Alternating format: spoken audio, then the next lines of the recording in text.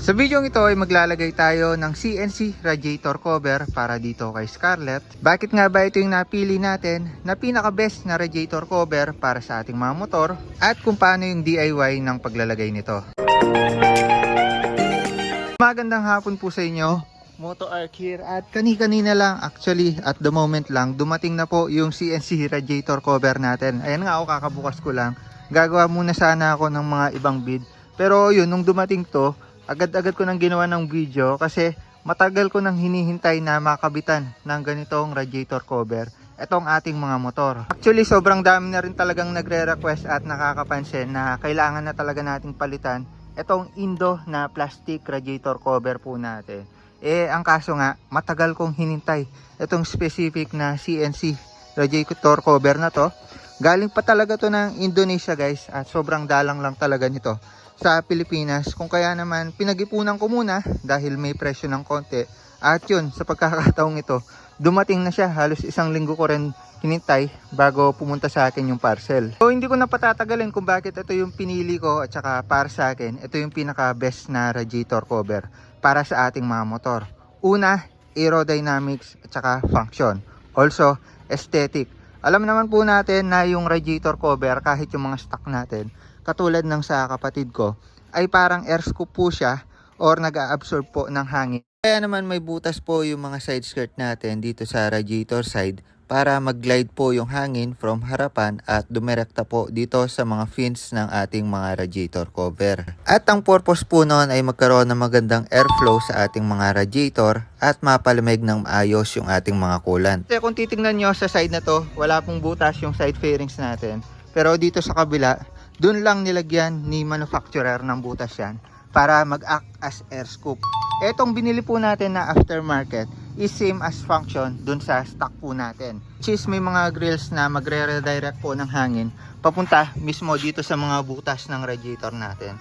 Sa mga hindi po nakakaalam, yung hangin pumapasok po dyan sa mga maliliit-liit na butas na yan. At nasa pagitan po ng mga butas na yan, yung coolant po natin. Kumbaga may tagusan po yan papunta sa kabila. So may isang video ako dati pa na nung binasa po natin yan, lumusot lang po sa kabila yung tubig, kung kaya naman mapapatunayan natin na may purpose yung mga butas-butas na yan. Kailangan niya ng magandang airflow para lumamig po ng maayos yung ating mga coolant, which is yun naman talaga yung pinaka-purpose ng radiator po natin. So kung kaya naman yung pinili po natin na CNC radiator cover ay kahit papano may air scoop po siya dito, which is makakatulong po para i-redirect yung hangin papunta sa radiator natin. Though one-sided lang po yan, pero malaki na po yung naitutulong yan para sa airflow. Kumbaga, salong-salo naman po niya yung hangin, kaya naman magiging functional ito at hindi lang po siya basta-basta aesthetic. Di tulad po ng mga bagong radiator cover ngayon na flat lang po siya at nawawalan ng purpose yung pagiging cover po ng ating mga radiator, which is pang air scoop. Kumbaga, pag flat po yung cover po natin, minimal lang yung marireceive po nila na hangin. So nababaliwala lang po yung purpose ng pang air scoop natin dito. Also, ito sasabihin ko na po sa inyo, kahit stock lang po yung ating mga radiator, kahit hindi po yan BRD na high cooling na mga radiator, basta maganda po yung pang air scoop natin or may function po yung mga radiator cover po natin, hindi po agad mag-overheat yung ating mga motor. So functionable plus aesthetic, ganun lang kasimple. By the way, share ko lang, ito yung una kong balak bilhin dapat na CNC rad cover. Medyo mura lang siya at may air scoop. Ang kaso, naliliitan ako, parang bitin siya. Kaya naman, nag-ipon pa ako ng konti para mabili yung rad cover natin ngayon. Siyempre, bago natin ilagay ito, tatanggalin muna natin yung dati nating radiator cover. So may 3 tornilyuhan lang po dyan. So baklasin lang natin. Kaya natanggal na natin yung luma natin. By the way, ito nagamit ko rin ng mga ilang taon, no? At functionable naman po siya.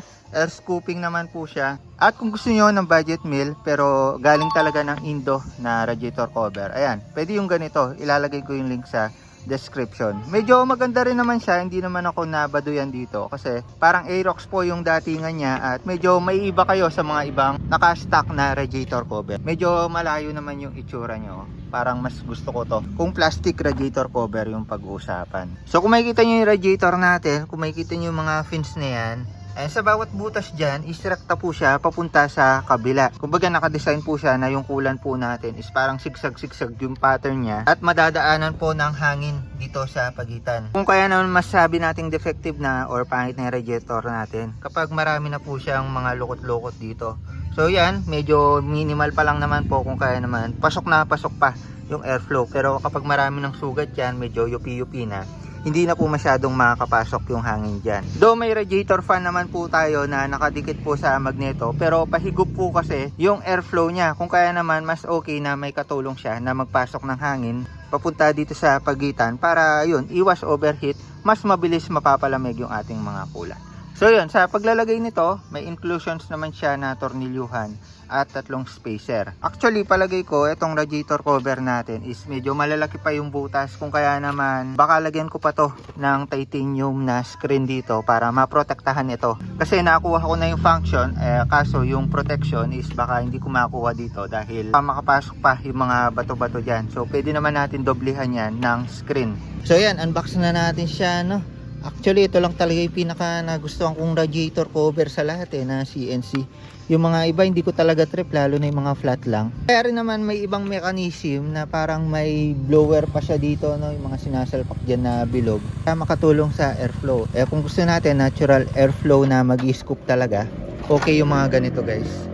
Ganda oh, grabe.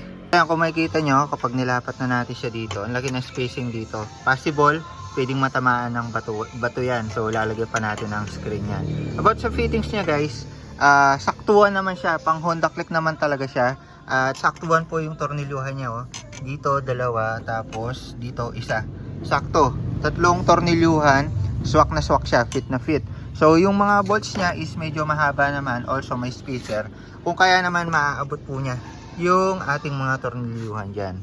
So yan na oh, makakap pa lang pero makikita mo nang napakaganda ng datingan. So lagay lang natin yung mga tornilyo natin. Magandahan dito, mukhang matibay naman yung mga bolts niya, also yung mga spacer. Yung spacer parang medyo magaan, pero mukhang matibay naman din. Also allen po yung tornilyuhan niya. Ayun, ganyan siya kahaba. So sa paglalagay nito, unahin po natin ipasok yung bolts dito sa ating mga bagong radiator cover. Tapos lagay po natin yung spacer niya. Ayan, tapos unahin po natin dito sa ilalim. Soon lalagyan ko rin po yan ng screen dito. Siguro yung mga titanium or kung ano yung matipuhan natin. Pero sa ngayon ganyan na muna, ingat-ingat lang tayo na matalamsikan niya ng mga bato-bato. Lang natin dahan-dahan dahil napakamahal po niyan, napakabihira. Yun. Ayan, tas dito last na last, check natin.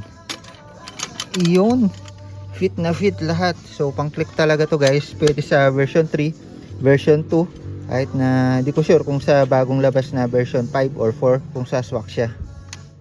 And higpitan lang natin siya. Ang gamit natin is 5mm Allen wrench. Dito sa kabila.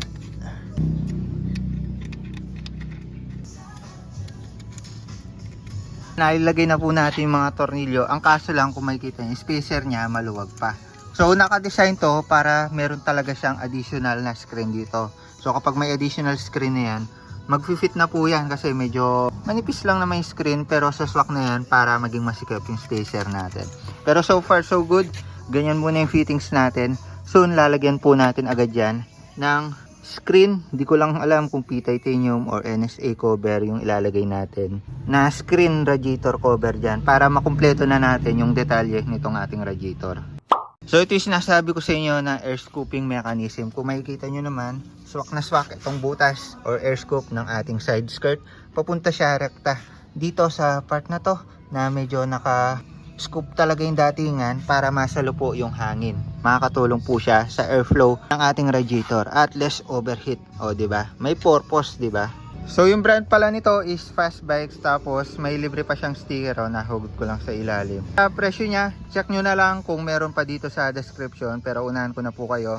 May presyo ng konti at mabilis lang maubos, nagkakaubusan agad, kung kaya naman bihira lang natin ito makita kahit sa Pilipinas. Marami nito sa Indo pero di ko lang sure kung bakit di pa nakakarating sa Pilipinas. Kung makikita nyo naman, napaka-unique ng radiator cover natin at wala masyadong kamuka. Napakakinang pa, diba? Dahil CNC. So, syempre, kahit hindi pa yan kumpleto, bigyan ko muna kayo ng kapirasong montage.